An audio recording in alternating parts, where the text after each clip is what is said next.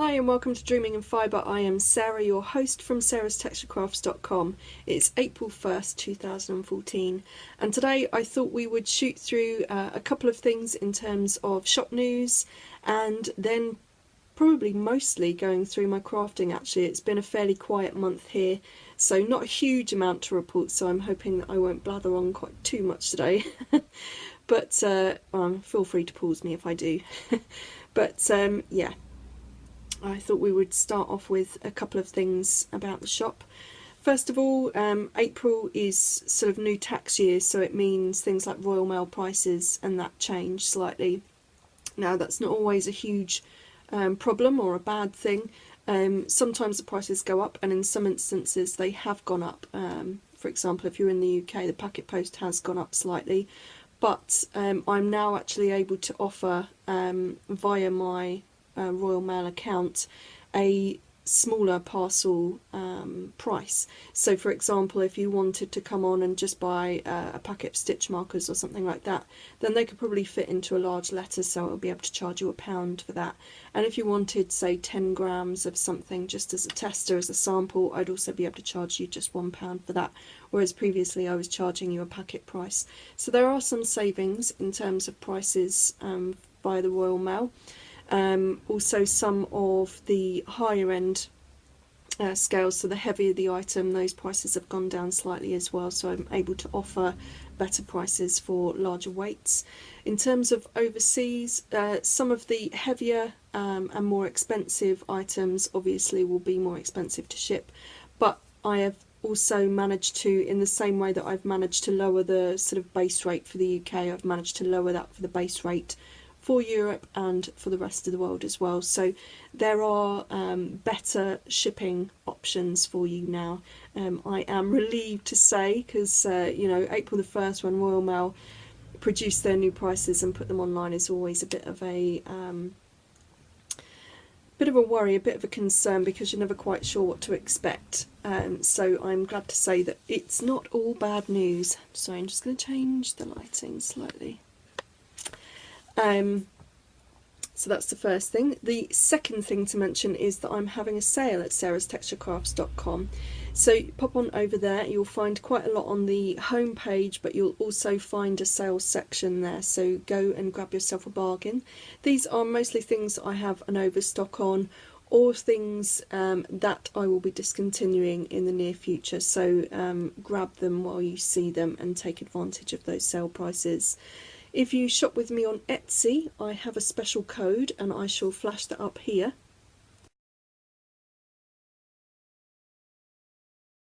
And that entitles you to 15% off of orders running through till, I believe off the top of my head, April the 20th.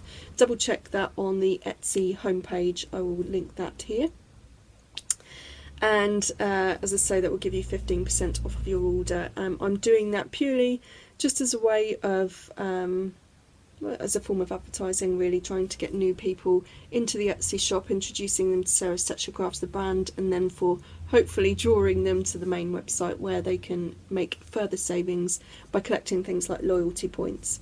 So if you don't shop on Etsy and you shop via my main website, don't worry, you are generally getting a far better deal, because you're collecting loyalty points and things like that, and there will be other seasonable discounts and coupons that nobody else will have, that you will have exclusive rights to. So that's that to look out for. I don't have, I have been hand dyeing, so rather than saying there hasn't been a huge update in hand dyed bits and pieces, there are still some hand dyed bits and pieces I've been adding on slowly throughout the month. These are fibres and yarns as well.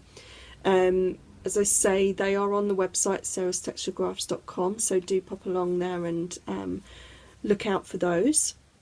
There are some really nice colours and collections and things that you can buy from. There's also going to be a lot more coming up after Wonderwall Wales. I've been working over the last 2 to 3 weeks in designing some new colours. At the moment I have worked my way through some new backed colourways and some new yarn colourways, and as from later this week I will start on Fibre. They will be exclusive and will remain exclusive to Wonderwall Wales until I get back and have a chance to photograph them and put them on the website. But I think for the yarn particularly, there are something like 15, 16 new colourways, so there's lots to come. So keep those eyes peeled on the website and they will come to you if you can't get to me at Wonderwall Wales. If you are interested in going to Wonderwall Wales, pop over to the website and I've got all of the details of dates, times, that kind of thing. It's at the Royal Welsh Showground. Wonderwall Wales is a fantastic show. You've got plenty of room to walk around, there's lots to see and do, and also this year they are one hall bigger. So I'm not sure how many people in terms of stall holders that is an increase by. It could be 30 at this stage, but I think year on year they're hoping to grow that number. So lots of exciting things happening at that show, and I definitely think if you are interested in those kind of events throughout the UK, Wonderwall Wales is certainly one to put in your diary year after year. It's just a great sort of early craft show with a wool specific theme. Beyond that, I haven't got a huge amount of shop news to tell you, so I thought we would go straight into the crafting. I'm going to start it in a kind of different way to what I would normally do, and I'm sort of looking around because I have piles of things down here to show you. I thought I would start with stash enhancement. Normally I would do that at the end if I have any at all, but today I think I'm going to do that first, and then I'm probably going to go into spinning and then what I've been knitting. So let's get cracking. A few weeks ago, Darren and I went down to Bovey Tracy for the day, and so that meant popping into, apart from the Devon Guild of Craft Makers, the yarn shop which is up the road called Spinner Yarn. They have a wonderful collection of commercial yarns, and you know, always a place worth going to see if you're in and around Bovey Tracy. So I was quite good. I only bought 3 yarns. These are, we'll start with these two because they're the same company. This is Sublime Luxurious Aran Tweed. So I've got this, and I hope you can see it, that sort of rusty colour, which is, let me hold it up the right way, colour 371. And then this sort of violet colour, which has got sort of flecks of yellow and blue, and that's colour 369. So 369. They are 50 gram balls, if I remember right. Yes, 50 grams, with about 100 metres or 109 yards, and the makeup is 40% wool, 40% cotton and 20% llama. They are single yarns.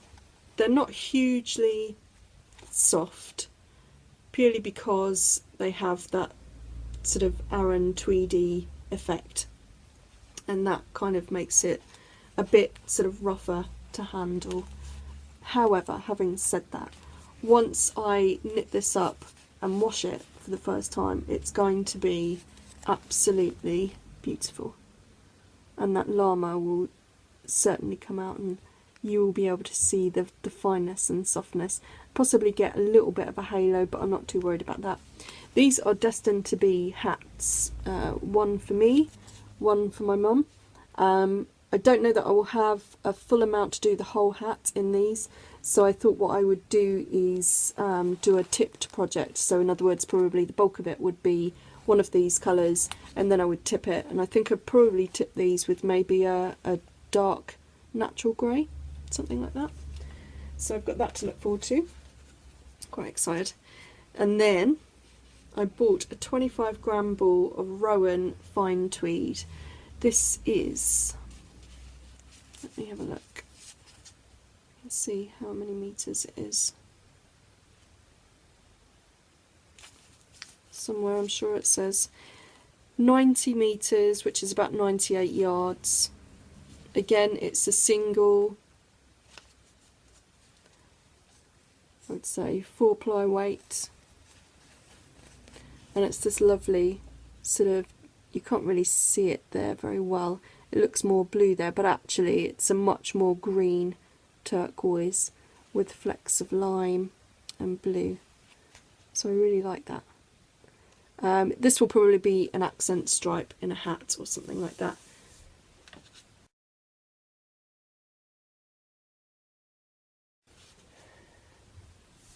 So it wasn't too bad. I didn't break the bank, but it was quite nice just to pop in and see some of the new colour ranges and pick out a couple of things to sort of work with some of the colours that I've got and some of the yarns that I've got to work with. And I've got quite a lot at the moment, so I need to get cracking, pull out the whip now, and over the next few months I'm really going to be knitting all the things.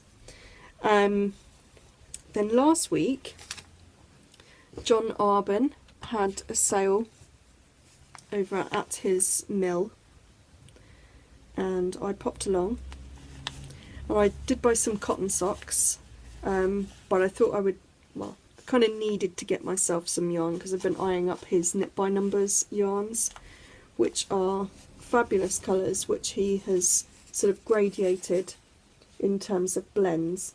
So I bought what's a kind of sort of rosy pink. It looks more salmon there. It's more sort of orangey rose actually than that. But I bought a skein of different grades, and I literally, he had shelves, so you go from high saturate all the way down various grades until you get to like the palest version. So I decided to have a pale version and then pick from every other shelf all the way up, so essentially 2 tones darker or 2 tones more saturated all the way through. So I ended up with these 3 lovelies, and I think what I'm going to do, and I'll probably actually knit them this way round, darker to lighter, and I might make myself a tank top or something like that, or a small tee for the summer. I have a couple of patterns in mind, but nothing really worked out at the moment, so I think I'll probably swatch first, but you'll see that on the needles hopefully quite soon. And I apologise, I'm going to bend out of screen,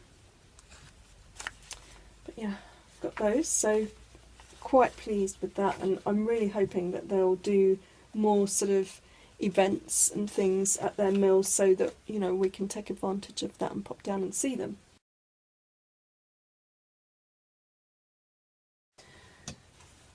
Of course, it's not like I don't see them at shows or be at places like Wonderwall Wales, so you know, I'll get plenty of chance to see what else they have. But of course, it's there's nothing like being able to go and do your own personal shopping.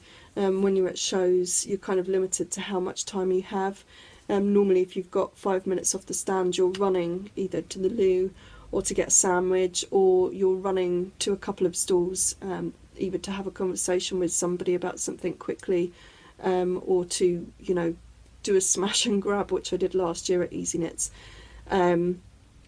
So I don't know how much time I'll have at Wonderwall Wales, but I'll definitely make a trip to the John Arbon stand again, because this is fantastic. And I forgot to tell you, that's these are 100% merino. These are double knit to get 250 metres in each skein, and they're just really lovely and squishable.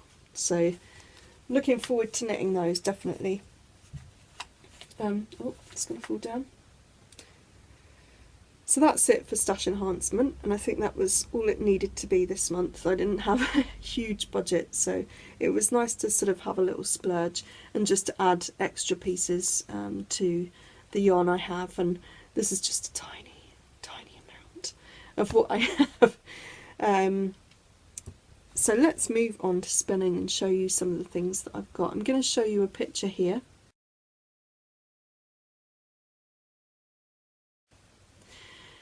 And that gives you an idea of what I've been working on this month, or rather what I've finished this month. I hadn't done a huge amount of spinning, so the hand-dyed merino silk that I was spinning and the Ryland that I was going to spin to apply against that, I'm still in the process of working on, so I'll show you that probably closer to finish, or at finished stage. So in that picture were all of the yarns that I had finished fully set and finished this month. There were two sort of blue purpley pink ones and two that were yellowy pink ones. Those you will see over on the main blog, which is craftsoftexture.com, and they will be appearing sometime probably between now and June, where I hope to release some tutorials. So check out for those. I'll try and remember to put those in the podcast, I think. But these are the other skeins from that. So I have this bit of loveliness, which is, let me see if I can get the colour to focus.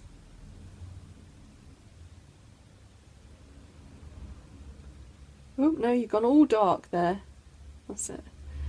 Okay, you're not going to capture the full colour there, but you can kind of see it's spun against my deep turquoise merino, and the coloured stuff is actually some of my merino Rolags in a colourway that I was working on. So you've got pops next to the deep jade of these sort of minty colours, rosy colours, fuchsia colours, pale pink colours, and that kind of thing. And it's made this really lovely squishy yarn. Really enjoyed working on it. Not entirely sure what it wants to be yet. It might be squashy toy or something, or maybe a cowl, I'm not sure. But I'm loving it, really enjoyed working with that. That's going to go in my, I can squeeze it in my little hand spun section, and I will show you that again when I start working on it. And then I made this cute little mini skein, which is from my Rolags River, and I will put those in here. Apologies, busy day. Run back up the stairs. Okay, so I was showing you this lovely little mini skein. It's literally just for me to make a sample for the website, just so that I can show you what the Rolags will look like knit up if you spin them and apply them against themselves, as opposed to applying against a solid colour or a natural colour, that kind of thing. But it came up really lovely. So I was quite pleased with that, and that was spindle spun as well, which is something I'm hoping to do a bit more of this year when I get a bit more time. We've got a visitor. Hello, Patch. Hello. Have you come to see everyone? She might want to say hello, because today, come this side, being April 1st is... Oh, you're knocking everything over, doggy. Is her adoption day. This is when we got her last year. Come on, Patch. Come and say hello. You say hello? You see the smile on her face? Hello. You see that little cheeky smile? She's a really expressive dog. And so when she smiles, it just makes you laugh, doesn't it? It makes you laugh. Hello. Hello. Hello. And have you enjoyed being here for a year with us, have you? Have you? Have you? I think you might have. I think you might have. You've become our best friend, haven't you? Eh? You're a good girl. She's sporting her new collar, which I bought her for today, and she's had some new toys which we've been playing with all day, so she's actually a little bit pooped, which is quite nice. It's quite nice because it means that Mum gets some work done, doesn't she? Get some work done. You gonna come say hello? Come on, up. There we go. Say hello to everybody. Say hello. Look, look in there, Patch. Look. Hello. And that is the sound of her tail banging, so she's happy. So yeah, that was the spinning that I'd finished. What else did I work on this month? Well, I'm going to show you a couple of things that I managed to get finished and I photographed, but I've since gifted, and they are socks. So I'm going to show you Winter is Coming socks here.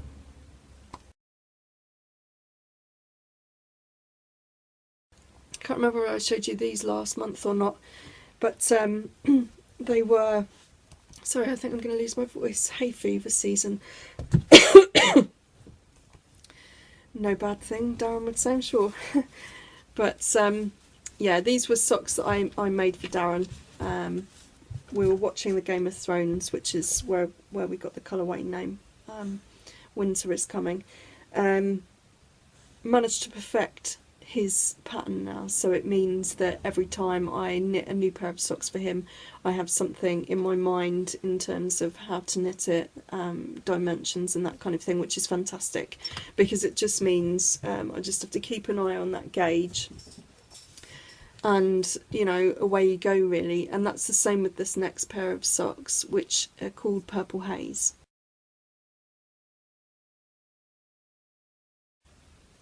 These I knit for my mum. I'm not sure, oh yes, I did save the ball band. The main yarn that I used in that was Fable Drops, which is a printed yarn which is 75% wool superwash and 25% polyamide.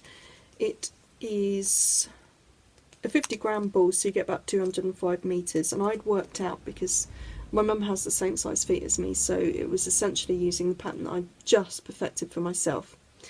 It meant that I could get one complete pair of socks from just a 50-gram skein, because my socks were coming in at 48 grams, and in fact this finished pair came in at 48 grams. The thing that was quite annoying was that I didn't weigh this particular skein before I started, so I knew that, you know, I had 2 grams leeway, so I reduced the leg height by a smidge, with the idea that that would give me more than enough yarn to be comfortable when I finished my second sock. Now I knit cuff down one sock and then the next sock, I don't do 2 at a time. I ran out of yarn midway through the second sock, so I was quite annoyed with that. I had enough actually to get me down to the toe, but it was just that final toe amount, so it was probably about an inch that I was short, just where you do the decreases. So fortunately I had some of my own hand-dyed semi-solid. I'm not sure you'll be able to see terribly well the semi-solid. Well, you can there. You can see the saturate and then this lighter saturated area, and this is colour Viola, which is a sort of pinky purple, so it went really well with the yarn in question, the actual main body of the yarn. Fortunately I had this, and this went with it quite well, so I had more than enough in my 100-gram skein, which I'd kept for a shop sample, to do both toes. So I ripped out the toe on the first sock and just finished knitting as far as I could to the point where I would decrease on the second sock for the toe, and then picked up those stitches and knit both socks with this, so she has different coloured toes, which is fine. In hindsight I would love to have maybe tipped the cuff, or done a contrast heel as well in this colour, and I wish I'd kind of known that that skein was going to come up so short in the first place. Then it would have informed my design whilst I was knitting the first sock. And it's not a big deal, my mum loves them, and they actually came out looking really nice, but it wasn't, it left me for about a week feeling entirely frustrated and of course not wanting to knit them. So I think in hindsight and going forward for the next project, if I'm going to use skeins of yarn where I'm going to work a project quite sort of close to the line, as it were, I think I need to make sure I weigh that skein before I start to make sure it is exactly what it says it should be, because in this case it wasn't. But I also need to, I think if I'm doing socks, I think what I would do is I would divide the skein of yarn into 2 equal balls, and then I can either knit toe up both socks and I'll finish ideally in the same place, without any hassle or having to graft in new colours and that kind of thing, or I can deliberately go for contrast toes and heels so that I know it will definitely have enough. Not a biggie, it was just frustrating because well, because I had planned for that whole skein to be the whole sock, and in theory it should have worked out perfectly. I should have had 2 grams worth of yarn left, but there you go, one of those things. The next thing I've finished, I'm going to insert a picture here.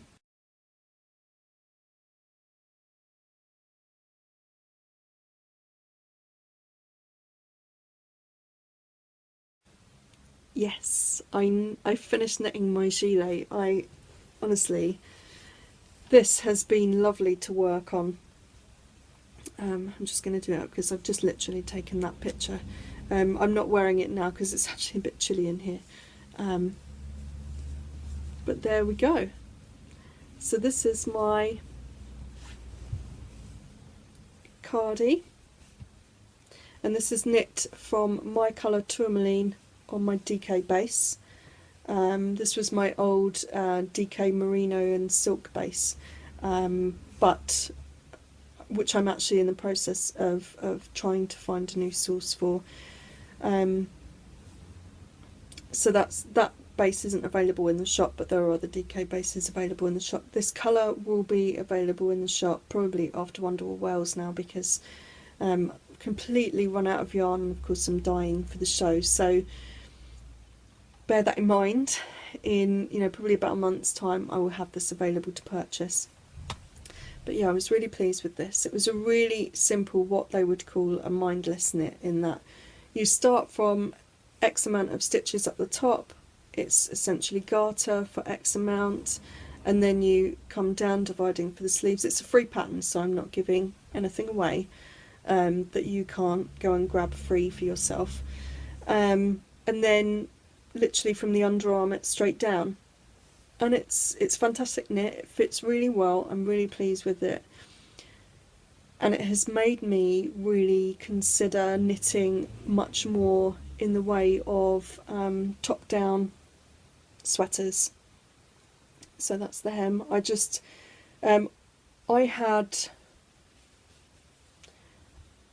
had 400 grams of DK in the tourmaline, and I ended up using 324 grams for this.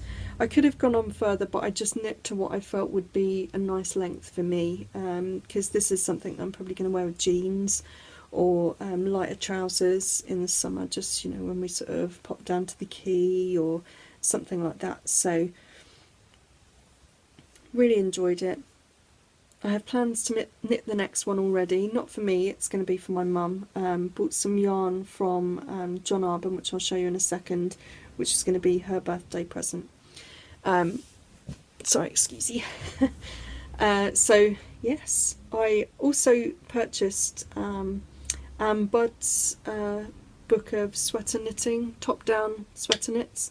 I just thought it would be a really good idea to start learning that process, because for me I just feel like I'm getting a much better fit, and there's nothing more frustrating than spending all of that time on such a huge garment, and of course the money that you're investing into it, whether it and time as well, whether it be hand spinning from start to finish or whether it be buying some really precious gorgeous yarn. The last thing you want is to end up with an ill-fitting product that you're never going to wear. So for me, I've now knit 2 projects in concession where I feel that I have really been able to produce something that has fitted almost perfectly, almost to what I would really consider a good fit for me. The Bracken cardigan was actually all in one, and that started bottom up.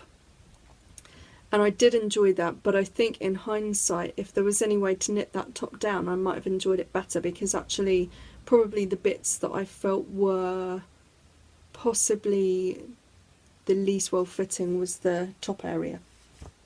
And that's possibly because, which I spoke about in my last episode, my bust doesn't sort of conform to the perfect dimensions of what my sizing, UK sizing would be.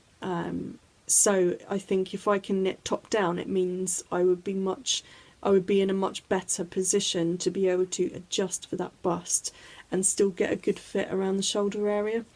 So I'm going to explore that book, and as I explore that book and start knitting from that book, I'll probably talk about the book and review the book in a bit more detail, you know, and give you just my take on the whole idea. But yeah, I mean, that's kind of where I am at with that kind of thing. So I'm going to show you the skeins of yarn that I bought for my mum, and apologies for the rustling, leaning, all of that kind of thing. It's one of those days where it's all got a little bit hectic, so you have to bear with me. I got these. Let's stand up. This is the Hayward yarn by John Arbon, which is 100% merino wool again. It's 250 metres per 100 grams, and it's a nice blend, so you get like a mild effect. So it looks like it's got 3 plies, and they're all slightly different shades of green, which you can't particularly see there. I don't know whether I can show that any better. Possibly not. I might insert a picture here.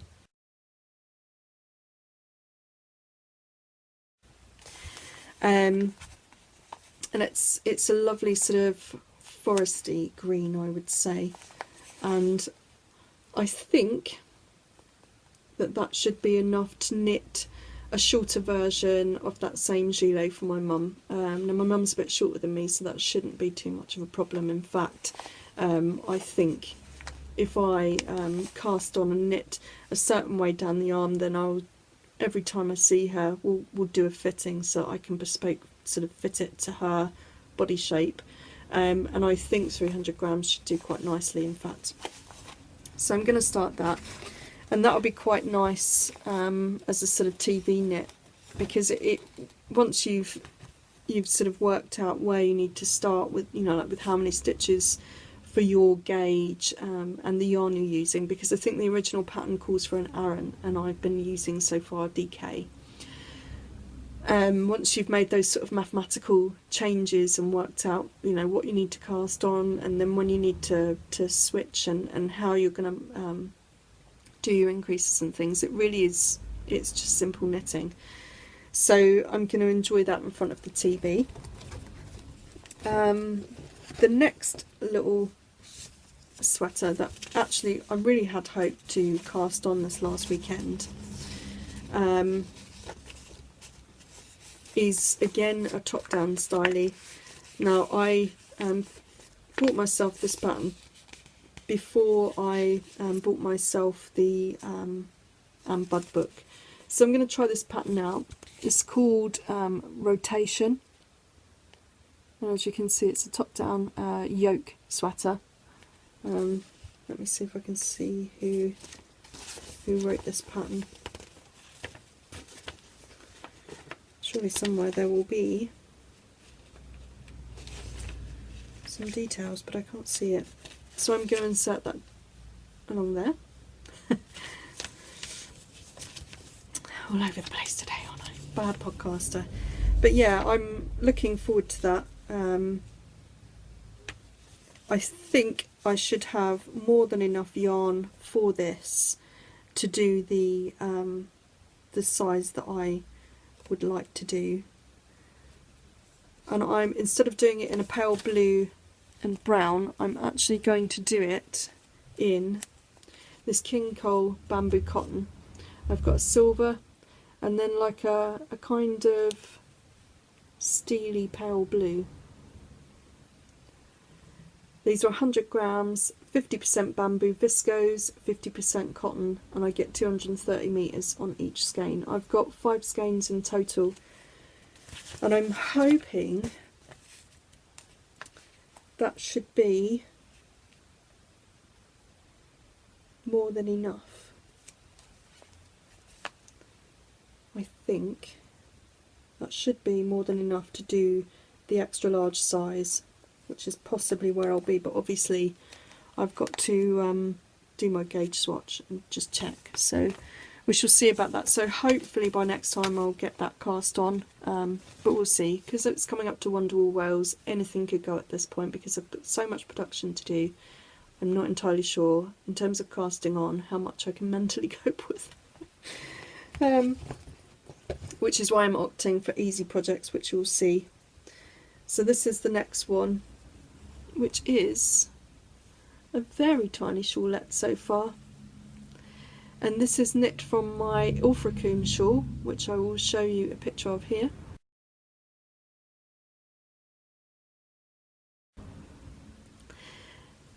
As you can see, this is hand spun. I am using two different skeins. I'm using a skein of Precious Rock, which is one of my colourways. This is in Blueface Leicester, and then I'm knitting that up against a brown Blueface Leicester as well, which I've spun them both against fine lurex, which I'm hoping you can see a bit of sparkle. Well, you can kind of see the lurex there by my fingers.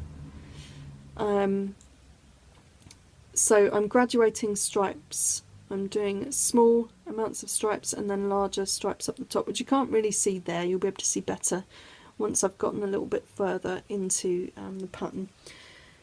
I'm taking this pattern down to its absolute basics just to give me something mindless to knit on. So that's the Precious Rock skein. So I've got areas of high saturate and low saturate, and it's next to this warm sort of milk chocolatey brown, and I think that's going to be quite nice. I've got 100 grams of each, and so I'm hoping that actually I'll get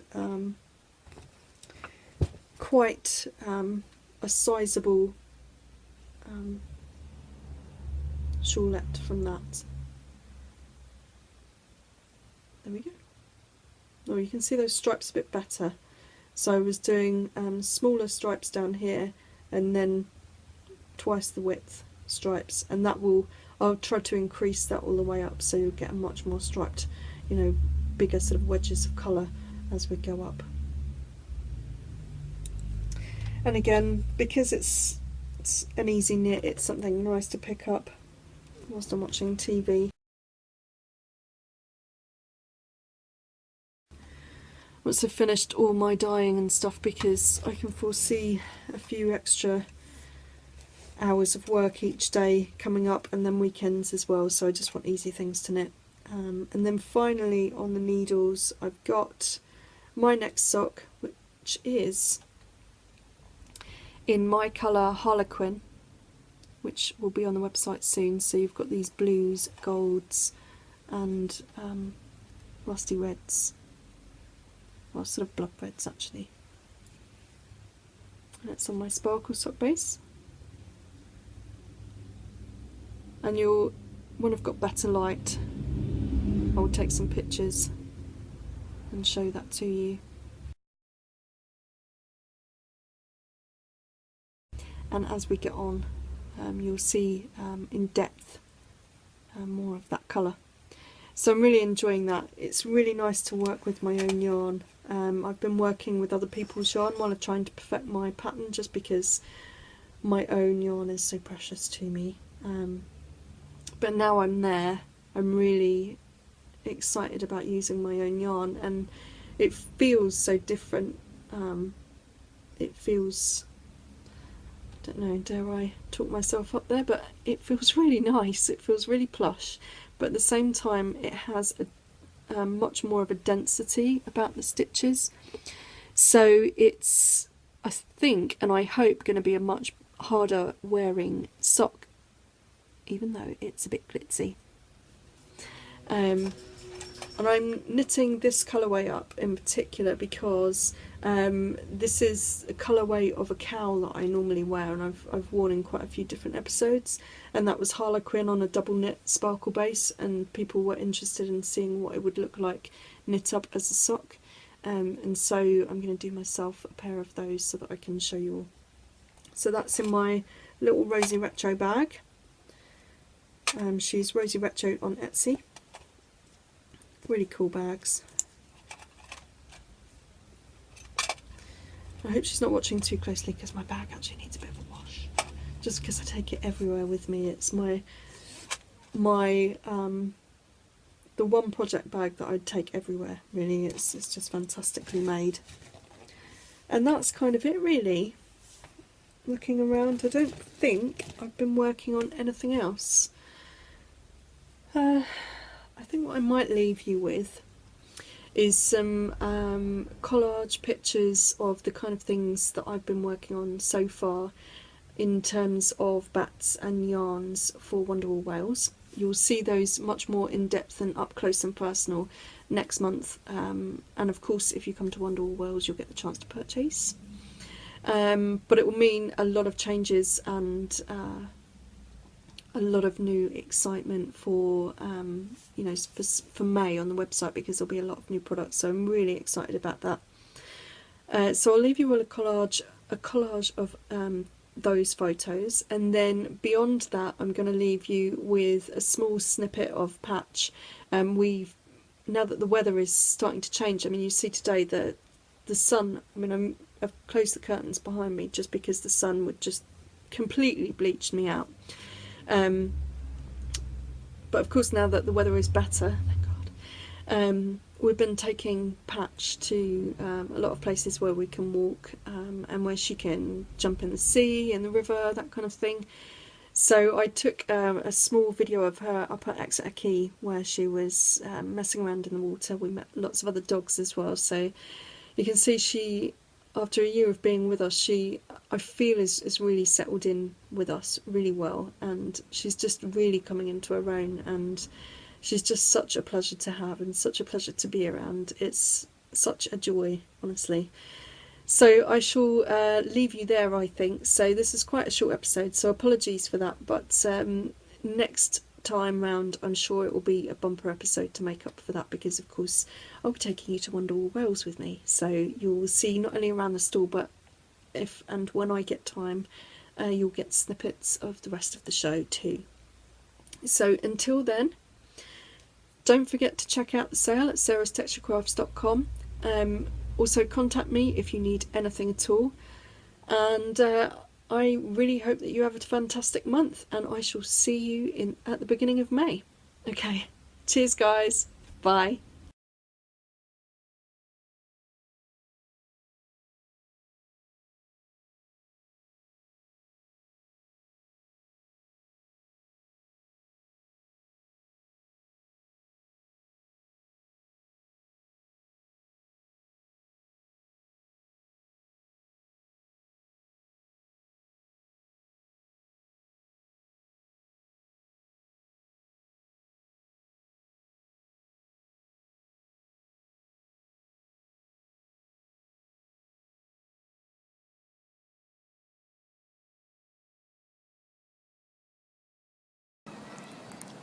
This is your Patchy moment. We're in Exeter, walking up from the quay. Patch, you gonna go into the water? Oh, so it's exciting.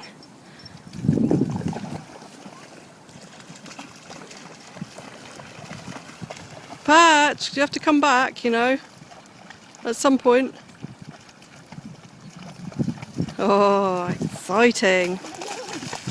Exciting. Is that exciting, pup? Get back in.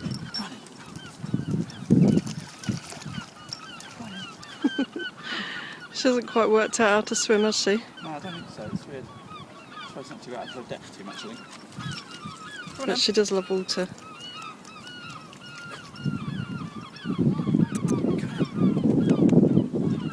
Good girl. Right, do you want to go for a walk? You want to go for a nicely? That's the trigger word for walk. Just in case you think I'm going mad.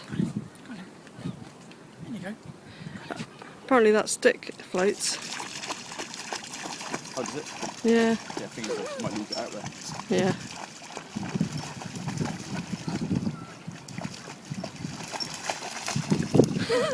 Silly doggy.